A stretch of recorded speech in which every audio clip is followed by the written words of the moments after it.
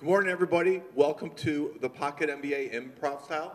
My name's Todd Kolbeck. I'm on the faculty. I'm going to be doing the sales training part of the program. Okay, I'd also like to introduce my co-presenters today. I have David Salzburg from Merrill Lynch and Anurag Agrawal from Tech Isle. Now, during today's session, we'd like to give you the opportunity to understand a little bit about A, where the industry is going, the industry overall, and B, why it's going to be important for you to incorporate business speak or business skills in addition to technology skills to survive and thrive in the next 5-10 years as the industry changes. Now, my first presenter is going to be Mr. David Salzburg from Merrill Lynch. So, David, here you go. Thank you, Todd. And again, welcome. Thank you for coming out this morning. Everybody have a good time at the party last night, or dinner, or everything? Okay, good. So, question that a few people have asked me, what's a guy from Merrill Lynch doing at SMBNation? I don't know that you've had people from the financial sector attend these conferences too much in the past. Well, I have 25 years of experience in software companies. I did international sales and marketing for companies large and small. On my bio, I think it says from Autodesk to Autotask. So a couple of years ago, I spent 5 years with Autotask doing, building the international sales group there, living abroad, and working with thousands and thousands of companies just like yours in the US and around the world. And one thing I've seen is that companies have a great idea of what they're doing today, and not necessarily a clear idea of where they're going or what's the end game. What's it going to look like 10 years, 20 years from now? How do I get out of this business and take some value out of the business with me? And that's what I talk to clients about today. I talk about both business and personal finance with clients, and I think it's important for you to be building that value into your business every single day you go to work. Okay, thank you very much. Okay, Anurag? Okay, all right. Hello, my name is Anurag Agrawal, and I am from Tech Isle, which is a global market research and industry analyst organization, which is very much focused on the SMB segment. We have offices in the US, Europe, and Asia Pac. We are about 100 analysts in the organization. And Harry invited me here. I mean, he has been inviting me for the last 2-3 years to actually come and talk about where the opportunity is and where the SMBs are moving in terms of their IT buying patterns. So I think instead of me trying to tell you where the market is going, which I will in a couple of minutes, you should feel free to ask questions as to what you see in the market and where we see where the market is kind of moving. We derive our intelligence based on primary research. For example, in the last 5 months itself, we have conducted nearly 57,000 surveys with SMBs across numerous countries. And these topics cover, say, virtualization, both server virtualization, then VDI, then mobility, cloud computing, managed services, and marketing automation, business intelligence, and so on and so forth. So one of the important things what we should talk about is the SMB transformation, which is happening. And I do not know how many of you attended the session last year, which I talked for about an hour and a half as to how SMBs are moving through their adoption cycle of IT. That adoption cycle has actually accelerated now, even more than that. And the most important point to kind of take away is that SMBs are not in a race to adopt IT, but to use IT so that gives them the maximum potential in the shortest period of time. Actually, that's what you have to focus your attention on. In terms of market size, I mean, we can talk at length. For example, the U.S. market for cloud computing, which many of you are interested in, is about $9 billion within the SMB. It's a small drop in the ocean when you talk about the total spend by SMB in the U.S. alone to be about $140 billion. So, but that market is accelerating. And there are about 20,000 channel partners like yourself in the US alone that are offering one or more forms of cloud computing, which means that if you start to do your math, it's about $500,000 per channel partner. Obviously, some are small, some are big, but that is projected to grow to about $15 billion in the next 3 years or so. But then there are other adjacent opportunities which we can talk about. But I will stop here and hand it back to Tom. Okay. Actually, I found a lavalier, so we'll just keep this one here for questions. Okay, so quick question for everybody. Everyone, to get to this point in business, had to go through some type of training. I assume you've all had to do some type of training. What % of your training has been subject matter expert in technology versus what % of your training has been actually running and working on a business? Who would say that more than, let's say, maybe 3/4 of their training has been technology related, maybe a quarter has been working on a business? Well, I want you to think about it for a moment. As a technology expert, you live in the language of technology. You live in the language of, hardware and software and a network, but you're also a business owner. So one of the things a Pocket MBA is going to give you are the foundational skills that you need to run a business. And quite frankly, you may have all the technology certifications in the world which you can use to help clients, but at the end of the day, you still have to run and manage a business. Now, I came through an MBA program after being in, like David, in the financial services field for many, many years. And I didn't really realize that I lived in a finance bubble, that everything that I looked at was from a financial bubble perspective because those were the tools I had. When I went through my MBA program, it was 4 institutions that contributed to my learning. I got to travel over to England and go to Oxford and study strategy. Okay, here in the US, the University of Nebraska, it was traditional things like finance and accounting and human resources. I got to go to a wonderful institution in Washington, D.C. Has anyone ever heard of the Gallup organization before? You might know them because they do the Gallup poll, especially around election time. Well, it was interesting at breakfast this morning. I heard people talking about the DISC assessment or strengths assessment. Have any of you ever done any type of a strengths evaluation before, whether it's a DISC or something else? Well, Gallup has a whole science behind working with people based on their strengths. They've got books about it. And then they actually have science of how do you measure customer loyalty, how do you measure employee engagement, so that was interesting. And then I got to go out to Toyota's University in California. And I'm thinking to myself, hey, what am I going to learn from a car company? I actually learned that Toyota was the most studied company in the world for business process improvement and problem solving. And quite frankly, those principles will apply to any business. When I get out of this program, I go back to American Express and I say, hey, I've been to the top of the mountain in business in the US, in Asia, and in Europe. Let me show you how to go implement these things back in the company because I was really excited. Now, I was their top salesperson. So what do you think they wanted me to do? Go sell, right? So I shook their hand. I said, thank you very much. And suddenly, because I'd been through this MBA program, I now had a language besides finance. I could go out and work with any business on virtually anything because I knew all businesses have the same key problems. Whether you're selling cars or computers or art or stocks and bonds, would you say every business is going to have to measure something about their money that they're making, what's going in and what's going out? It's a universal need. Would you agree that every business has the need to sell something? Right? We got to sell something. Does every business have the need to get new customers?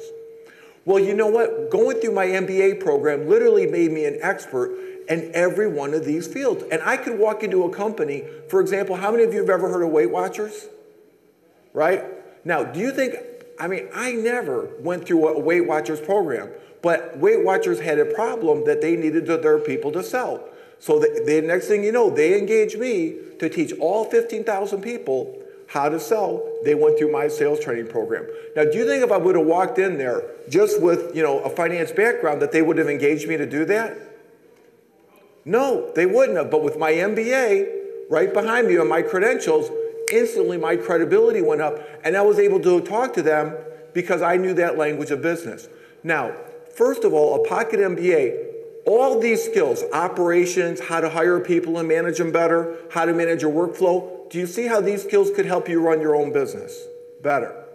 Well, that's the first thing that you're going to have are key skills to bring into your own business. But to me, here's where the ultimate value is.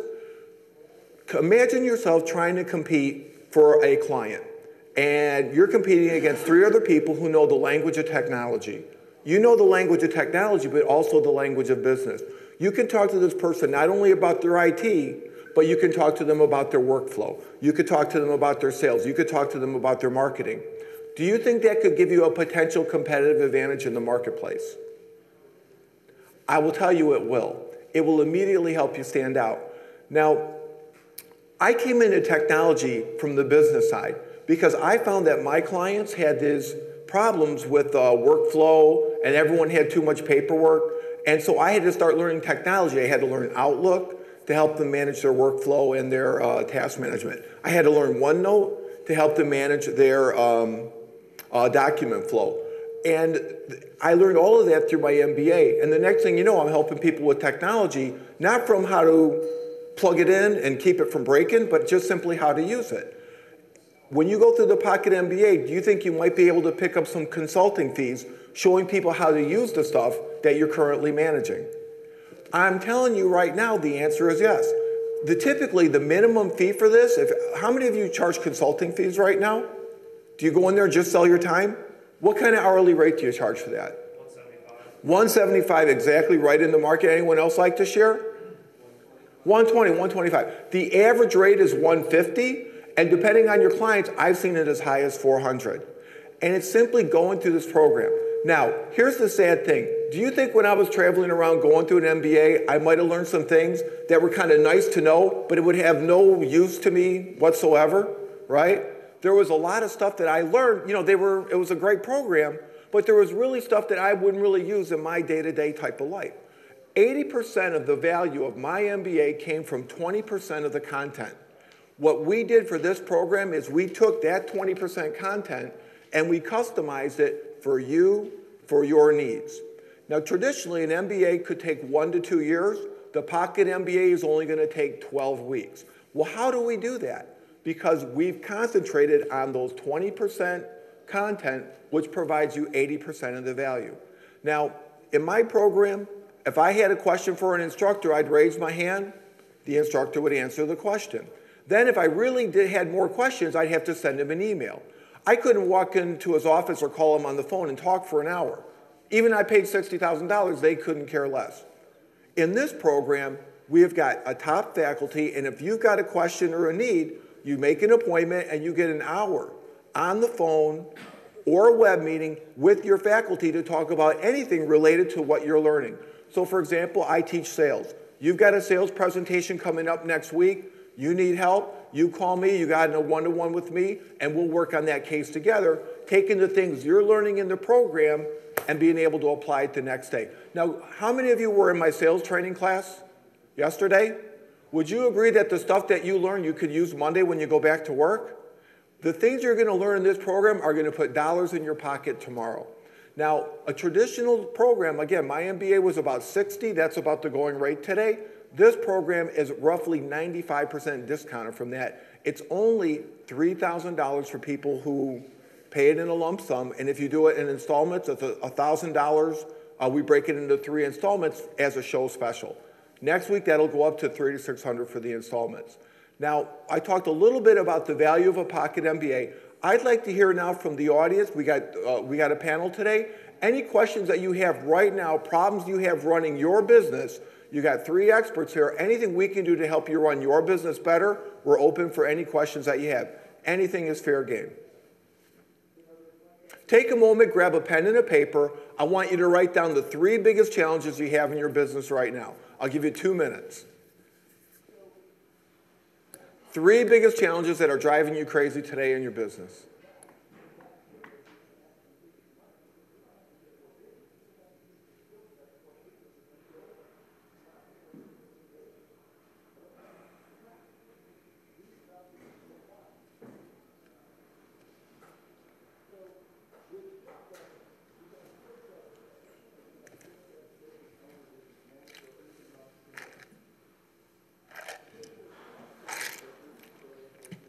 And I'm going to guarantee you, when you have a challenge that you tell us, I'll guarantee you someone in the room is going to have the same challenge. They just didn't think about it yet. And if they don't have it yet, they could have it tomorrow.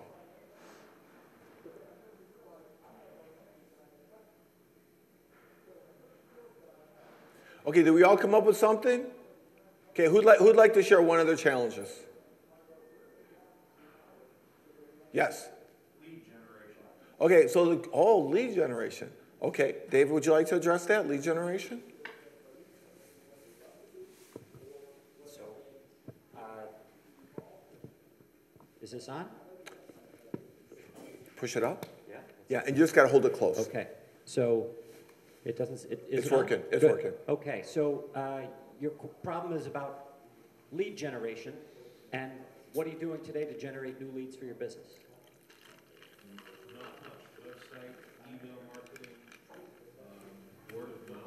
Word of mouth, okay, and website and emails. So do you focus on any particular niche within your, or you're selling your services to anyone and everyone?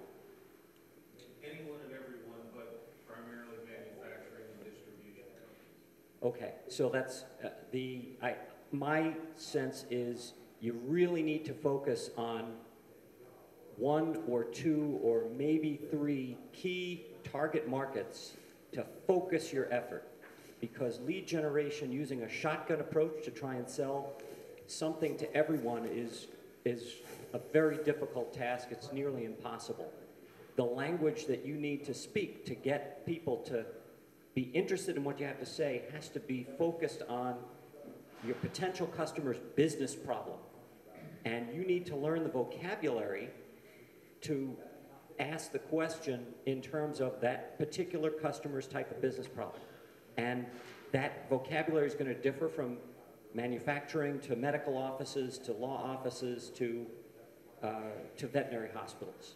They all need your help, but you can't become an expert in every different type of business. So it really comes back to having a marketing plan that at first determines who's your most likely customer and how are you going to get to them.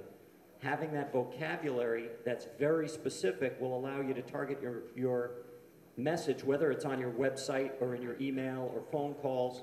It allows you to go to a select number of events that may be appropriate for people in that industry to go to. And you'll find that you're going to have a much faster route to success by focusing and targeting your efforts. I remember when I first joined Autotask, or before I joined Autotask, before the company decided to focus on IT solution providers, in the very beginning, I asked, who is this for? And they said it can solve any problem that anyone in any industry would ever have. Well, that's hard to make a brochure, right? But then they determined pretty quickly that IT service providers got the most benefit out of that Autotask solution, and it was a winner because they really they nailed it with the vocabulary that customer spoke and really focused on solving the business problem that customer had. Everybody's got technical problems. You need to understand their business problems and be able to articulate that back. Okay, thank you. Anurag? Yeah. So, interesting thing about your vertical market is that it is, I think, the 4th largest vertical in the U.S. in terms of the number of SMBs which are there, apart from, say, the retail sector, and apart from the professional services, other services organizations. So there are tremendous number of manufacturing, and their demands are also quite different than many other vertical organizations. One of the important things that many channel partners that have started to work on and use very effectively is social media. It's not very easy to start off, but you have to be consistent. And that consistency comes from the fact that you have to use all the forms of social media that are actually available to you, which starts with, say, the LinkedIn. You have to join the various groups which are there and be very active in those groups, number one. Number two is that you start to have a presence on Facebook itself, but although Facebook has kind of lost its shine among many of the business organizations, but still it is a pretty effective means.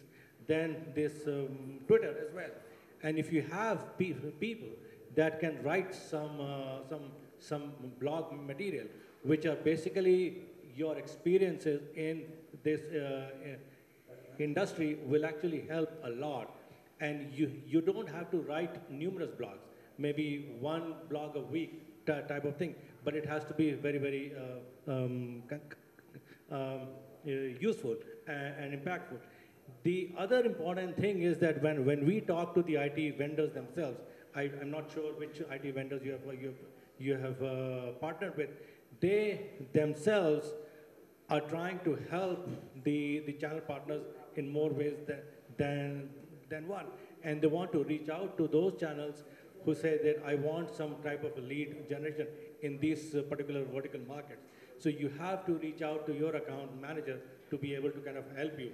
If you don't, then the account manager kind of says, look here, these people are okay. I don't need to focus my attention on them. I will go somewhere else.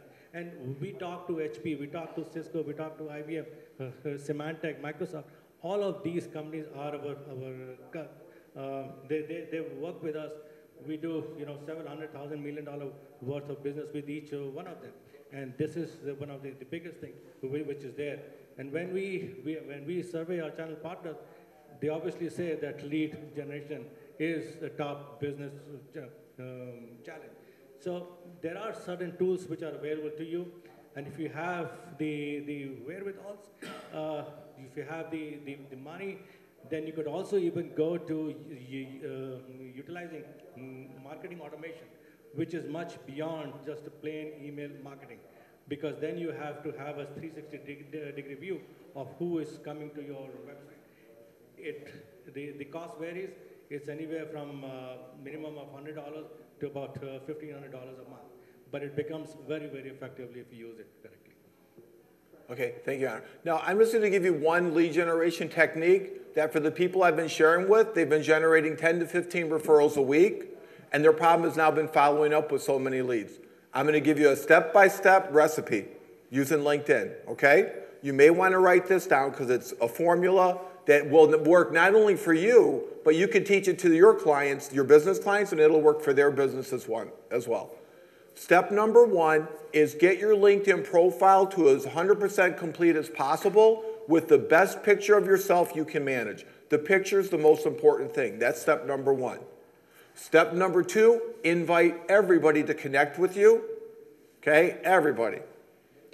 Step number three, when you meet with a client, before you go to the meeting, look at their connections.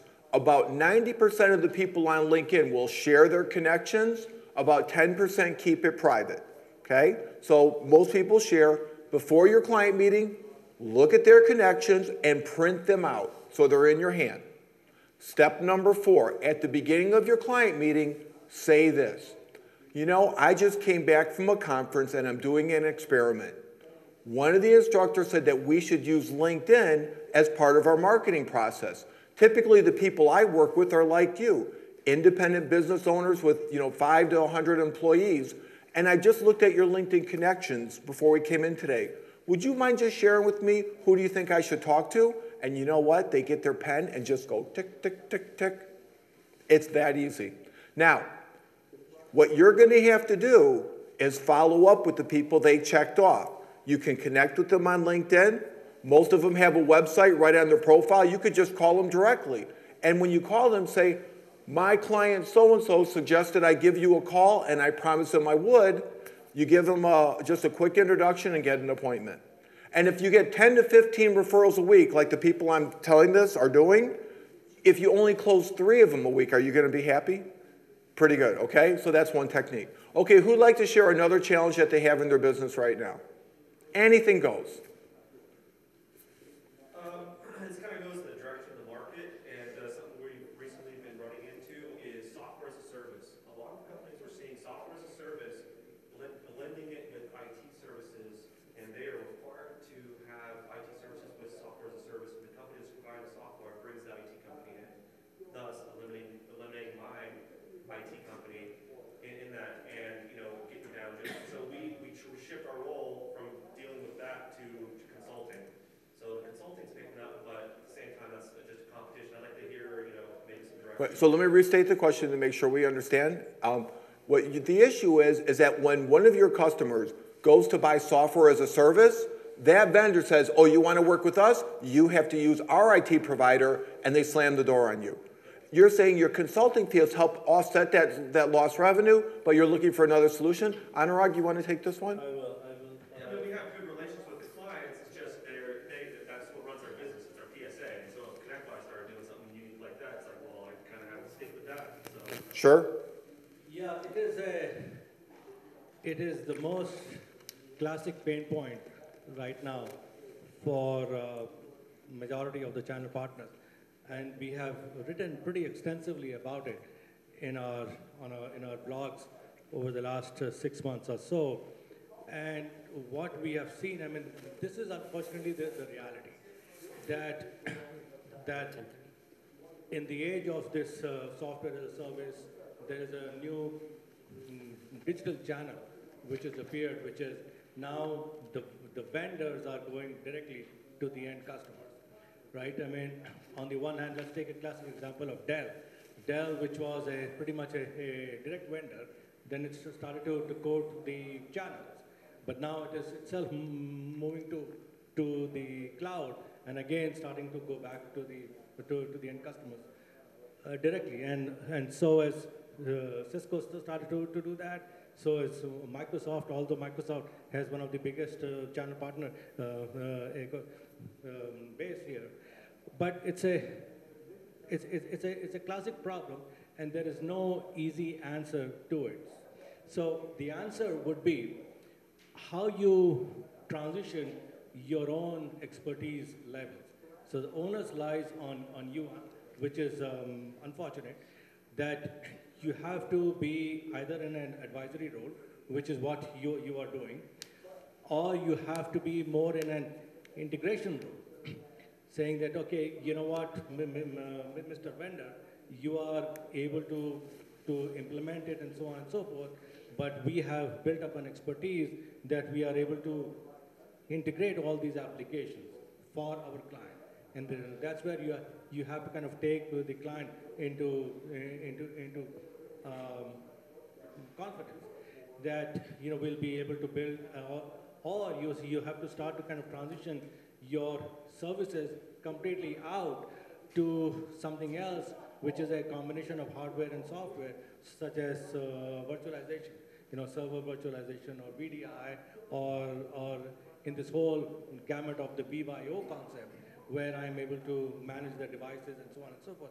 So I'm afraid I don't have a straight answer, but it's a typical pain point which is there, and the only advice and only thing that we have found very successful. So for example, go and check out a channel partner company called DinCloud. Speak with them.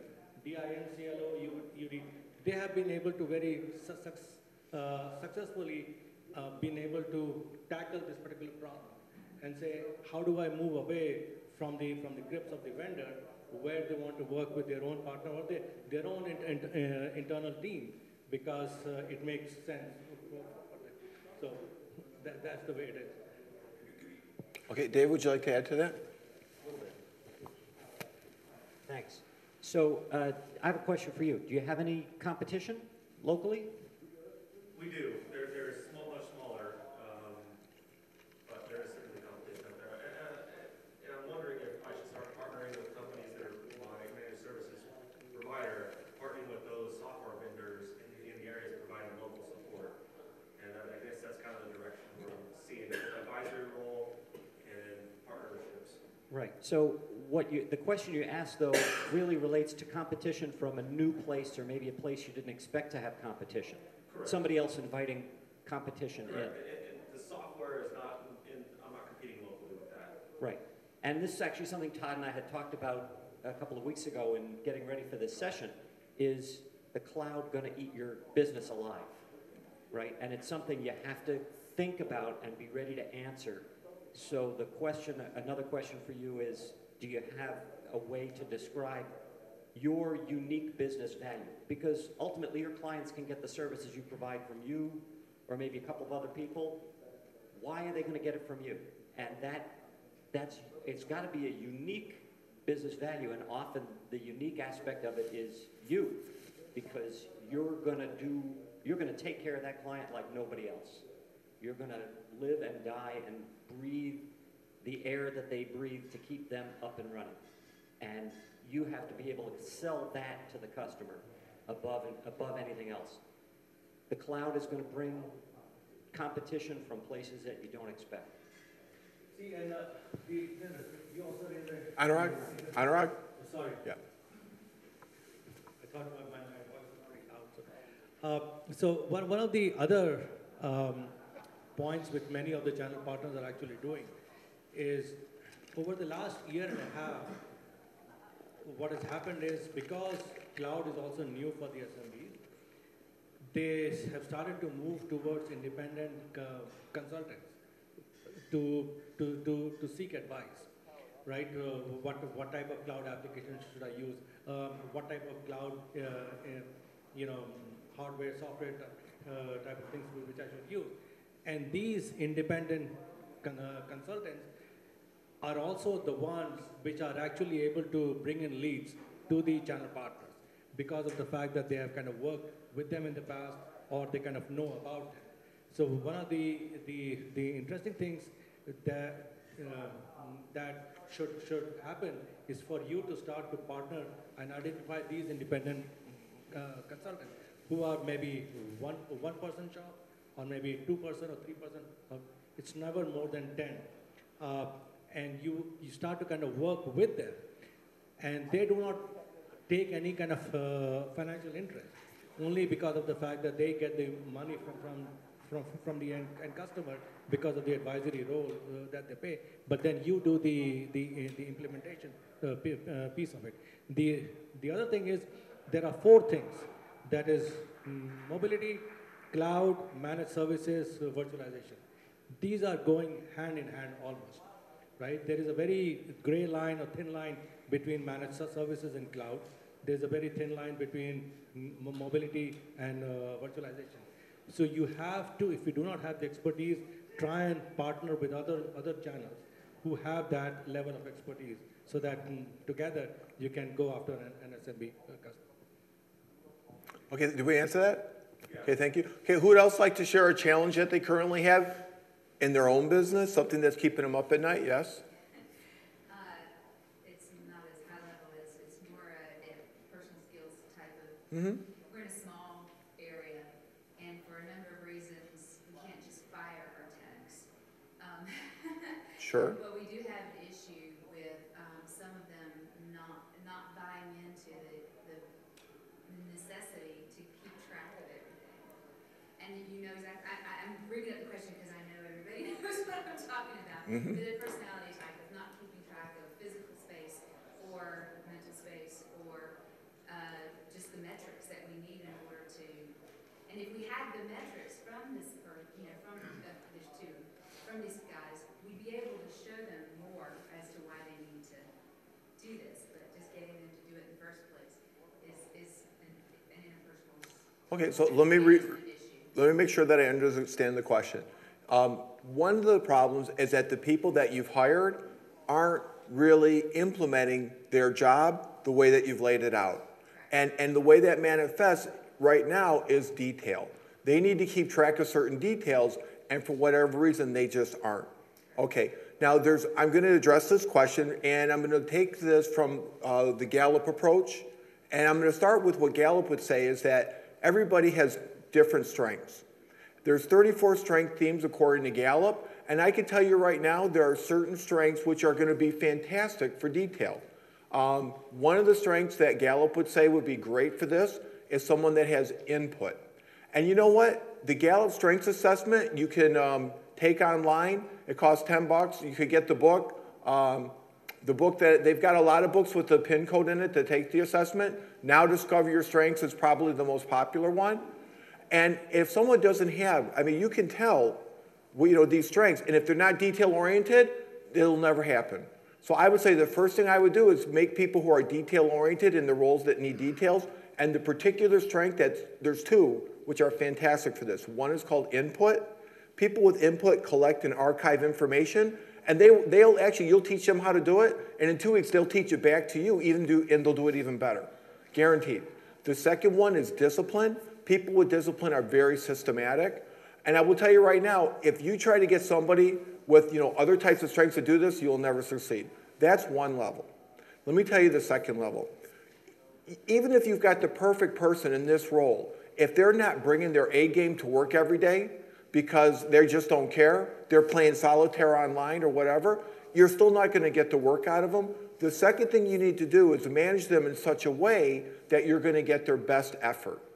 And I would say there's a lot of ways to do this. Incentives do it, but I tell you, and ultimately, if you want to get the best results from an employee, this applies to everybody. There's 3 things you must do. Okay, you ready? Okay, and by the way, when you do these 3 things in combination, their productivity will triple. Number 1, you got to give them some type of a competitive salary, not too much, not too little. Go to salary.com, see what the salary is for this position. There's a bell curve. Yours should be right in the middle.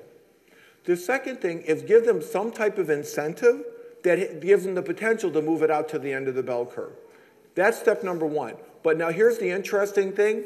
No matter how much more you pay them, you won't get more work out of them, so don't waste money. The second way to get them to work harder, believe it or not, is give them feedback. Now feedback, you didn't show up for work on time today. Feedback could be, hey, what the hell's wrong with you? Why weren't you here on time? That's one way.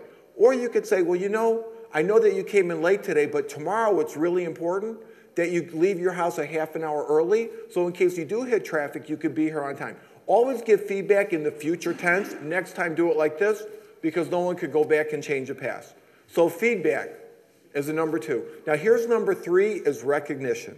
And I'm going to tell you right now, we're probably all guilty of this, that we don't think about recognition. It's the kind of thing we remember. You need to schedule recognition on your calendar every week to 10 days. And the kind of recognition, some people like it publicly, some people like it private, but it has to be consistent.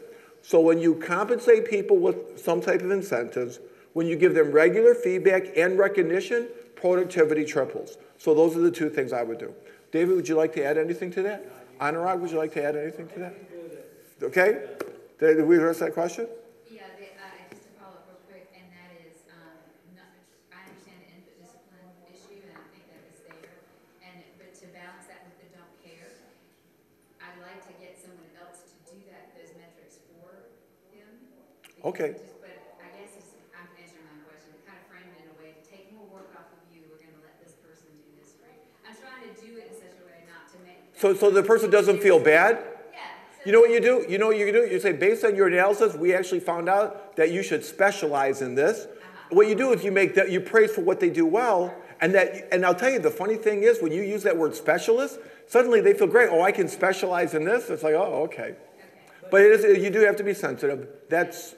But you know what? To be honest with you, I mean, it's your business, right? I mean, if it doesn't go the way you want it to go, then it's your name on the line. So you have to do the right thing. I do not know what your complaints are as to why you cannot, not going to leave, something like that. But at some point in time, you have to make that. Right. And we're close to that point. It's just that his other skills are the sales, right? helpful, but we can't manage it once it gets there, then we don't. I understand exactly what you're saying. There's a point where you just have to say this isn't going to work. Correct. And then at that point in time, you have to probably put a process in place. I mean, we have a global organization. I mean, I tell you, 70% of my time is spent in managing all this, right? You know, because there are different personalities, different ways. Somebody doesn't want to work with this person, and somebody's got this strength, and how do you manage it? It's you know, every day I get up and say, you know, so I think at that point in time, you have to institute a different process and say, this is the time where your work really stops. This is the time when somebody else has to pick up. And that's the new process. Maybe we try that. Okay, yes? I'd like to make a comment. First, the recognition thing is I've been, been an employee, been an owner. Yeah. Wait, could you speak into the mic so everyone can hear? 1 moment. I was just going to make a comment on the recognition part. I've been both an employee and an owner, and I've gotten the recognition from the previous owner and from employees. And like that day, and for at least a week after, you're working hard. It's like, wow, it's, thank you. Someone actually knows what I did, and that I do try to follow the processes. But are you doing something like a DISC profile, where you can figure out how this person works and how you can motivate this particular person? I think it would be very beneficial for him to know what that is. Yeah, I mean, Well, the DISC profile is more for you. Yeah, we've done it. I mean, it's a long story, but I'm not actually an active manager in the business. I have to be.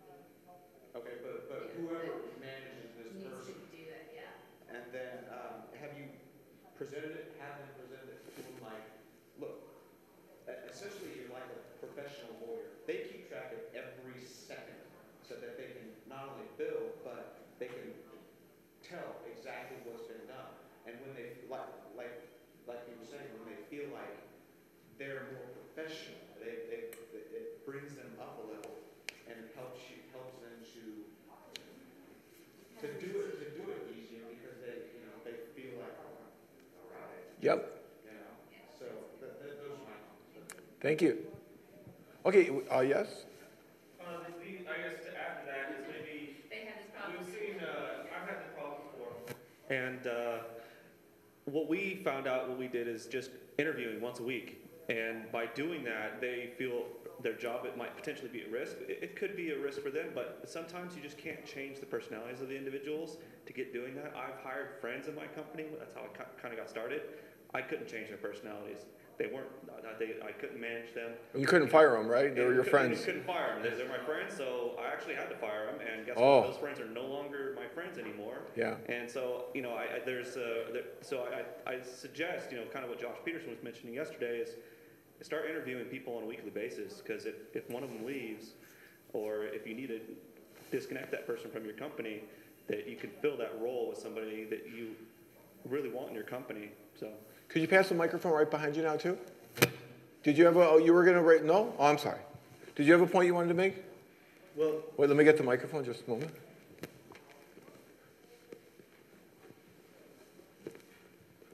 I don't know that I have a lot to add other than the one thing that I realized in a similar situation was I was a really bad boss.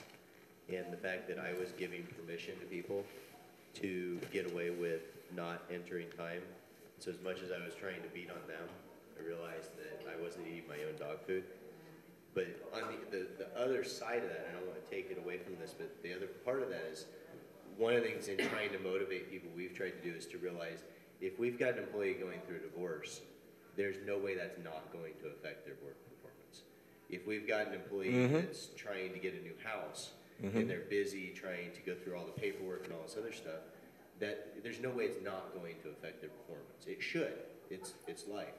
And one of the things we're trying to do is figure out how we can come alongside them and work with them in those situations without going too far and breaking into that personal level from a legal standpoint. Is this? So I guess my question to you guys is: have you gone down this road where? Because we sort of want to help. We want to. If we know an employee wants to, I have one. He wants to buy a house. Well, we have a client that part of what they do is they help first-time home buyers buy houses. So as soon as I found out about that, I connected them with the client and said, hey, this client you've been serving, go talk to this person and they're gonna help you, and they are. And it's working great, but I've also been advised that that's a very thin line. And so the question back to you guys is, from the compensation, from that kind of stuff, from working with people on that, have you seen that? What's been your experience, that kind of thing? That's a great point about how far can you go as the employer in terms of dealing with personal issues that your employees might have. And most benefits companies, whoever you work with for, if you're offering benefits like health insurance, may also offer something like employee assistance programs that separates you from your employee. They provide confidential services that somebody can call the 800 number and get connected with a specialist. Usually adds just a tiny amount to the cost of the premium, but a lot of value. You mentioned somebody going through divorce. We are the sandwich generation, right? My daughter in college, and I'm on the West Coast. I'm going to see my father, who's 85, this week. And that's a lot to keep in track of in my head. I never put a daughter in college. I never had an old parent that I had to take care of. But I got all that stuff going on in my head. How do I get past all that? Well, if there's somebody I can call who's going to be a neutral third party, I don't want to go talk to my boss about it, really. And I don't want my boss asking me about it because it's private. So that's a benefit area that you may want to explore that could be of great value at a very, very low cost. But the thing that I thought of that when you were asking your question initially made me think of a conversation I had with a coworker a few years ago, and he made a statement that just sticks in my head all the time. Business is easy, people are hard, right? You know, dealing with people and you know, I really love the idea of keeping the interview process going. If it isn't once a week, it's once a month, that it's on your list to bring in people that could potentially, even if you don't have an open position right now, somebody's going to walk through the door that's going to help you grow your business in a way you didn't expect. You're going to find things that there are people out there with skills that you didn't know about. And I agree that you can't get somebody to do things that they're not normally going to do. The best salespeople in the world are usually terrible at documenting what's going on. That's just not their personality. An elementary school teacher that I talked to just last year said every student, and I think it's true, every employee is really good at something. You got to develop that, and you can't force them to do the things that they're not going to be good at. Okay. And I will add to his point. You know, I started my career in 1983, way back in India, and I just want to kind of beat my own trumpet here, that over the last more than 25 years or so, I have actually learned that I should, as much time as it is available to me, I should invest in the people that I work with. And I said that 70% of my time I really spend with the people, which means that even if they do not have a certain skill sets, but they want to learn, I will go out of my way to kind of help them learn. As a result, sometimes I have conference calls at 1 o'clock in the night, 2 o'clock in the night, because what I've seen is, even if if I spend time with them, the organization itself grows. And I have moved from India to Hong Kong to Singapore to Australia to US. I have moved from one company to another company, from IDC to Gartner to my current organization. And everywhere I have moved, the same people have wanted to move along with me, which is kind of very good in itself, but you cannot hire everybody. Only you can bring in the kind of people that you can think that can contribute. So I would say that invest time in your people, and once you invest time in your people, I think it will grow. One experience I would like to kind of just say, when I first moved to the U.S., that was in '96, February of '96. and that I moved from Hong Kong. IDC moved me from Hong Kong to the US. And the first day, the HR person came and sat down with me and taught me the questions I should never ask in an interview. That, what is your date of birth? Because in Asia, that is the first thing you ask. Are you married or you're not married? Are you planning to have a kid? So those are the kind of things which were there. And I found that to be very interesting at that point in time. But about a month later, I realized that, well, that's a very different way of doing it. Now, when I go back to Asia and I interview people there, and they find me very, very strange that if I don't ask those same questions there. So, but in any way, I just thought I will mention that. It has nothing to do with any of the questions that was asked, but it just kind of came to me. Okay, thank you, Anurag. Thank you. I actually have a question, but you did say that person was really good at the lead generation part of the business, right? What % of their business is lead generation versus other business? It's a long, I mean, it's a long story. If they're really good at sales, maybe that's like they should be doing all the time. Right, and we talked about that. I mean, yeah, I agree. I just, we need to play the strengths. Okay, thank you. Okay, who has another issue about the business? We got time for one more question. Yes? Okay. Well, just a moment. Okay, so how would you go about engaging or regaining a lost customer? okay, so the question is, how do you re-engage lost customers? Okay, and this is going to tie back into the question about lead generation. Okay, let's just, first of all, I want to talk about the proactive, how do you not lose the customer? And then I'm going to talk about how to romance the ones you already lost, okay? How many of you have ever done a client survey before? Quick show of hands.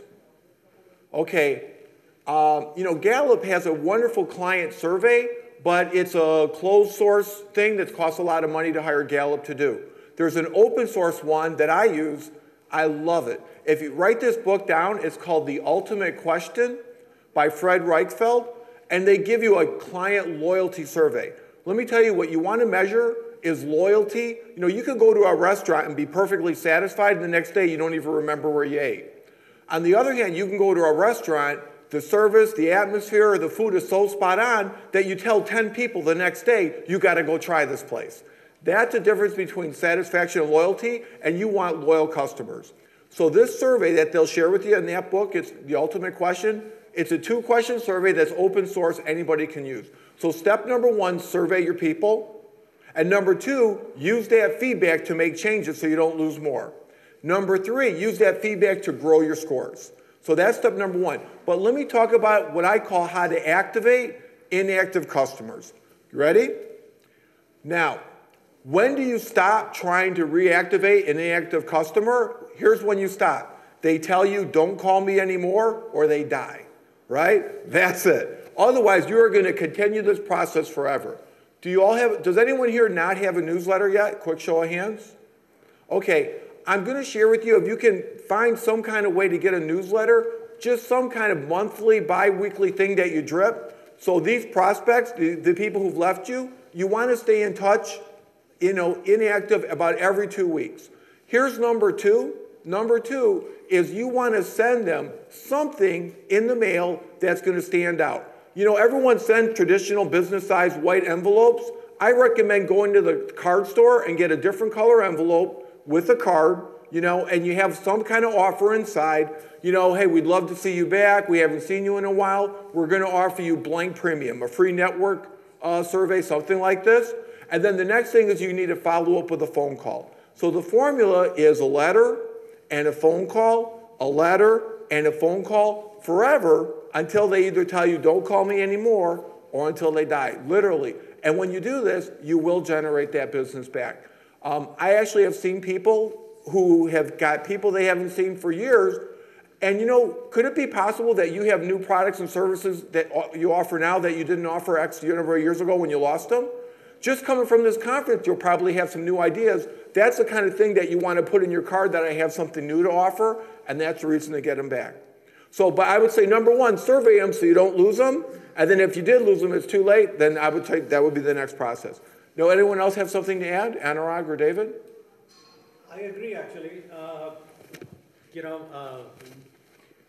We go through this ourselves many times, where one part of the organization has not delivered a particular project to a client's satisfaction. So the client kind of goes away.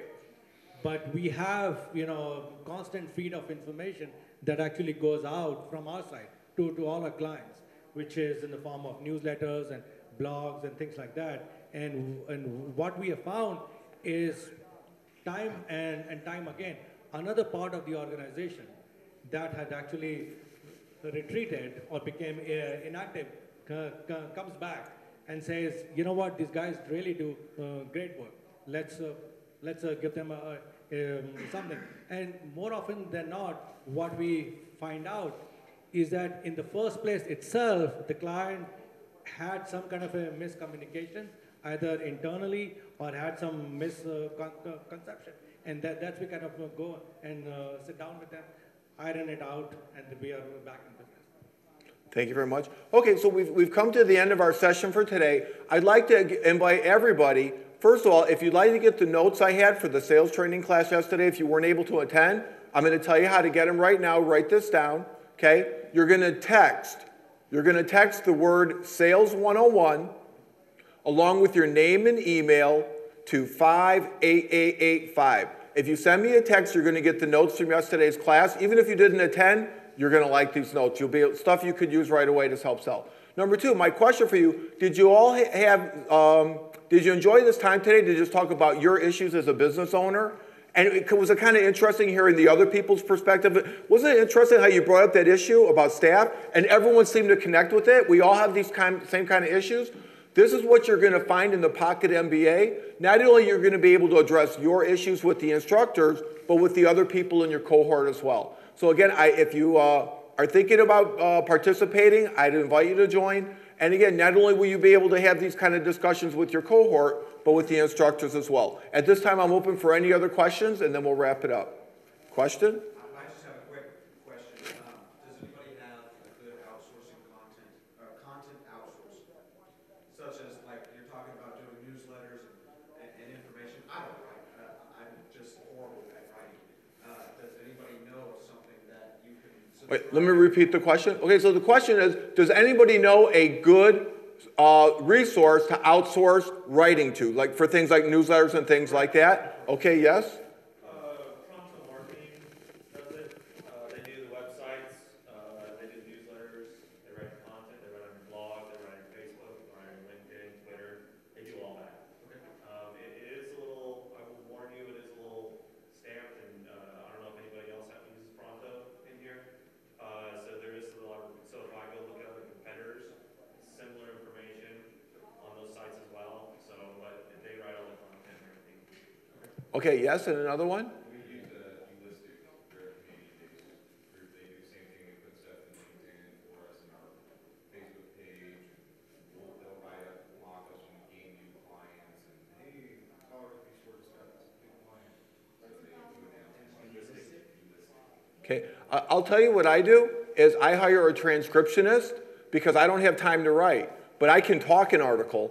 And what I do is I just talk my article, and it's still got my voice behind it, and I have my transcriptionist transcribe it and do the grammar and edit it. And when I get it back, I just dot the I's and cross the T's, and it goes out. And I tell you, I really love a transcriptionist since I made that discovery. And I tried some software that you talk and it records it. I find that this transcriptionist, who's basically a professional writer, can actually take my words and put a little more sparkle on them, a little wordsmithing, and that works well for me. Okay, so at this time, I think everyone's got an evaluation form. Please fill it out. Please send me that text so you can get the notes from the Sales 101 class. David, any closing remarks for the group? Okay. No, I just want to thank everybody and look forward to seeing you all here, anywhere, next time, and again. Thanks so much. Sure. And Anurag? No, I think I'm all done, and I appreciate your time. Absolutely. Okay, thank you very much, everyone.